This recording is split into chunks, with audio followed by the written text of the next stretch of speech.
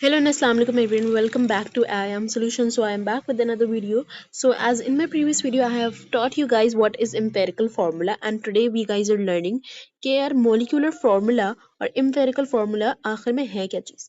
पढ़ा तो दी थी इंट्रोडक्शन, तो मैंने आपको दे दिया, आगे हम फर्दर पढ़ लेते हैं। सो बेसिकली अब तक हमने ये पढ़ा है कि मॉलिक्यूलर फॉर्मूले से हम एम्पेरिकल फार्मूला में तो जा सकते हैं, ये तो हमने पढ़ लिया। लेकिन एम्पेरिकल फार्मूले से मॉलिक्यूलर फार्मूला में जाने के लिए तो मैंने ये इसलिए ये एरो यूज किया, ये हम कैसे जाएंगे। तो उसके लिए हमें एक फार्मूला लर्न करना होगा, that is the formula is factor. Basically factor क्या है, फैक्टर का फॉर्मूला क्या है, molecular mass divide by empirical mass. Molecular mass divide by empirical mass. For example आपको सवाल दिया हुआ है जिसमें आपके CH2Cl एम्पेरिकल फॉर्मूला है, ठीक है, यानी सिंपलेस्ट रेशियो दी हुई है। अब आपको जो है क्या निकालना है, मॉलिक्यूलर फॉर्मूला निकालना है। सवाल में आपको मॉलिक्यूलर मास दिया हुआ है, दैट इज 99। सवाल में लिखा हुआ है 99 आपका क्या है, मॉलिक्यूलर मास का। आपने क्या निकालना है, मॉलिक्यूलर फॉर्मूला निकालना है। सबसे पहले आपने मॉलिक्यूलर मास आपको दिया हुआ सवाल ने, आपने एम्पेरिकल मास निकालना है। एम्पेरिकल मास क्या करोगे, सबसे पहले आप क्या करोगे, एम्पेरिकल मास निकालोगे। एम्पेरिकल मास का निकालने के लिए आप क्या करोगे, अब जैसे हमारे पास ये कंपाउंड का नाम दिया हुआ है तो क्या करोगे, CH2Cl, ये लिख लिया आपने। अब आपको मैं क्वेश्चन में आपके गिवन हो गया कि कार्बन 12 होता है और हाइड्रोजन 1 होता है। 2 लगा हुआ है तो हम इसको मल्टीप्लाई बाय 2 कर देंगे। क्लोरीन का भी आपको दिया हुआ होगा, वो होगा 35.5, जिसको हम अगर कैलकुलेट करें अपने कैलकुलेटर में तो आएगा 49.5।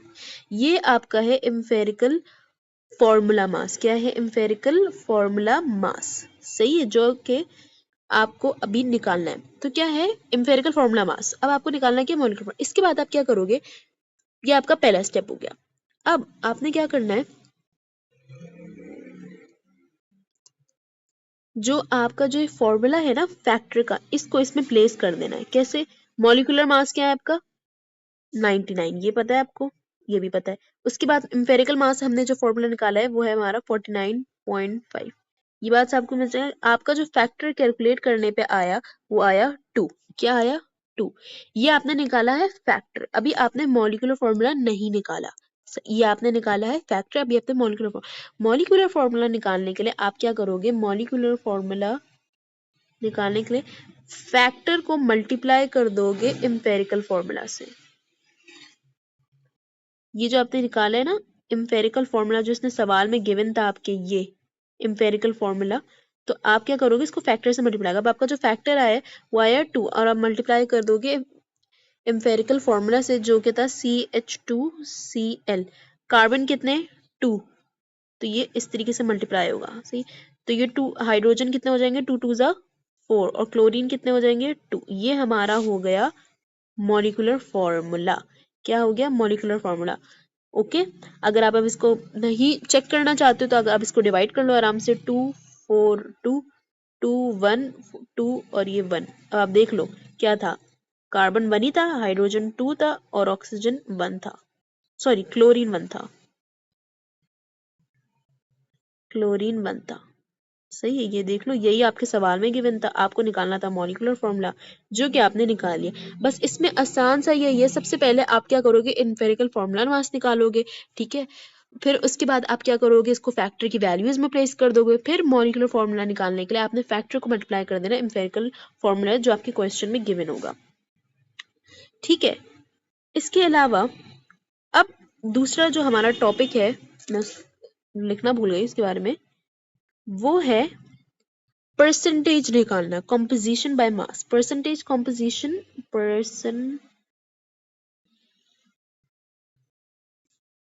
Composition by mass. इसका क्या मतलब है, फॉर एग्जाम्पल आपको ना एक कंपाउंड दिया हुआ है, फॉर एग्जाम्पल लिखा हुआ है NH4NO3, ये ना आपको एक कंपाउंड दिया हुआ है। अब आपसे सवाल पूछ रहे हैं कि यार ये बता दो इस कंपाउंड में नाइट्रोजन कितना परसेंट मौजूद है। सवाल क्या पूछ रहे हैं कि ये बता दो कि नाइट्रोजन कितना परसेंट मौजूद है। तो सबसे पहले मुझे आप बताओ, आपने मैथ्स में पढ़ा होगा एक फॉर्मूला, परसेंटेज का फॉर्मूला बेसिकली, कि हम क्या करते हैं, गिवन डिवाइड बाय टोटल करते हैं और मल्टीप्लाई बाय 100 करते हैं, यही करते हैं, ऑब्वियसली बात है यही करते हैं। अब हम वही स्ट्रैटेजी यहाँ पे भी लगाएंगे, क्या करेंगे, सबसे पहले तो मुझे देख के बताओ इसमें नाइट्रोजन कितने। आपके सवाल में नाइट्रोजन दिया होगा, वो होगा 14, बस ये लिख के दिया होगा, खत्म। और वो आपसे कहेगा बता दो परसेंट कितना नाइट्रोजन मौजूद है। तो आप सबसे पहले क्या करोगे, वैल्यूज आपकी सब गिवन होंगी, सो डोंट गेट वरीड। तो परसेंट ऑफ नाइट्रोजन निकालने के लिए हम क्या करेंगे, सबसे पहले mr ऑफ नाइट्रोजन को डिवाइड कर देंगे mr ऑफ कंपाउंड से।